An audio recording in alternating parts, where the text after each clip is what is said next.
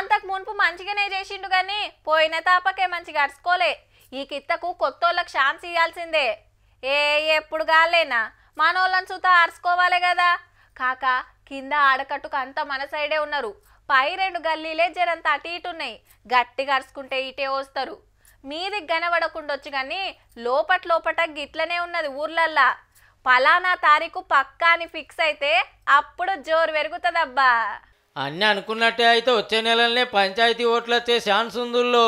బీసీలకు 42% రిజర్వేషన్లు ఫైనల్ చేసే పనులున్నది సర్కారు. కమిటీ ఇచ్చిన రిపోర్టును జిల్లాలకు పంపి సర్పంచులు, వార్డు మెంబర్లు, ఎంపీటీసీలు, జెడ్పీటీసీలకు రిజర్వేషన్లు ఓకే చేయాలని ఆర్డర్ వేసింది.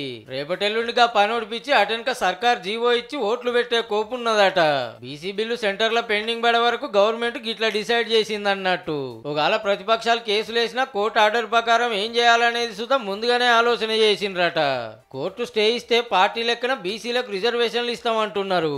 ఏదెట్లున్నా అక్టోబర్లో ఓట్ల గంట కొట్టుడే అనుకొస్తున్నారు. మొదలు ఎంపీటీసీ అటెనక సర్పంచ్ ఎన్నికలు పెట్టొచ్చురట. ఊర్లలో ఆఫీసర్లు నిలబడి నడవబట్టి 7.5 వస్తుండే. ఇంకా ఆలస్యం చేస్తే డెవలప్మెంట్ పనులు ఆగిపోతాయి కాబట్టి లోకల్ బాడీ ఎన్నికలకు అంతా రెడీ చేస్తుర్రు అన్నట్టు. 2 రోజులు ఆగితే క్లియర్ గా తెలుస్తుంది కానీ గవర్నమెంట్ ఓట్లు పెట్టడానికి తొవ్వ సాఫ్ చేస్తుంది కాబట్టి పోటీ చేస్తోళ్ళు సుత తయారుండుర్రి మరి.